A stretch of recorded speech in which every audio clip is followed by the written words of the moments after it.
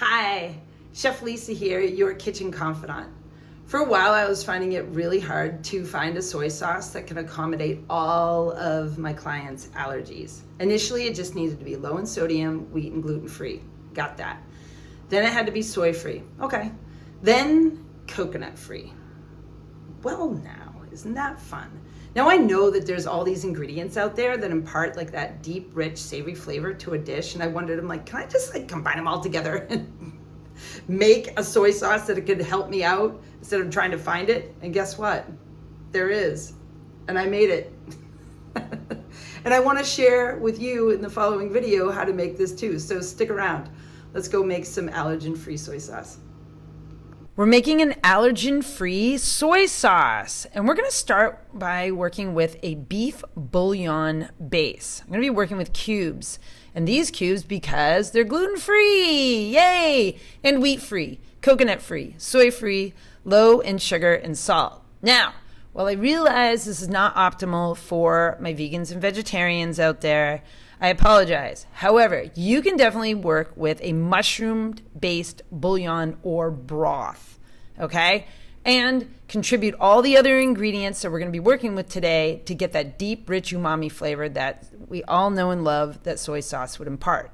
Yeah, that's right. See those cubes? They're all wrapped up in foil. I know, we're going to have to take a little time to unwrap them. It's super pesky, but we'll get there. Now, once we have these cubes into that measuring cup, we're actually going to top them off with previously boiled water. It might seem really redundant, but just trust me, it's going to cut down on your cook time and it's going to soften these bouillon cubes. You want those to be dissolved prior to actually boiling all of these ingredients together because you want it to contribute to the whole. Okay, so for my vegans and vegetarians, please add the following ingredients along with us into your mushroom broth. Now, let's go in with some shiitake mushroom caps. They're going to create that deep, rich umami flavor that we're looking for, along with some cracked black pepper, some granulated onion powder. You can just go with onion powder or just onion granules, whatever you happen to have. That's going to be followed by the garlic powder or garlic granules. Entirely up to you. Depends on what you have. Then you're going to follow with some ginger powder. Okay. Once we've got that in, this is where the ingredient list gets weird. That's right. Blackstrap unsulfured molasses. We need that deep, rich flavor and color. It's not going to contribute that much sweetness, but it is going to contribute iron. So there's a win. So we'll get that in, and we're going to follow that with a small amount of apple cider vinegar. There we go. The other vinegars, they don't contribute a roundedness. They're just more sharp. So if you can, stay true to form with that particular ingredient. Now back to our beef bouillon. Let's see if those cubes have dissolved. No, they didn't, but that's okay. Look how soft they are, and we can just crush them with the back of a spoon, which is great. So now everything's dissolved, and now we can get it on the heat. We're going to be reducing this down over a medium flame. This will give time for the mushrooms to soften up and for the dry ingredients to dissolve. And all together, while they're simmering away in the water, they're going to contribute that nice, deep, rich umami flavor that we're looking for. It's still a little bit watery. That's okay, because we're going to be reducing this down to just under a half a cup.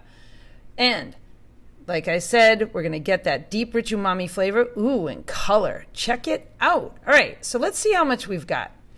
While you're pouring this off, you might notice a little bit of sediment in there. That's okay. That's from the bouillon cubes and from some of the dry ingredients.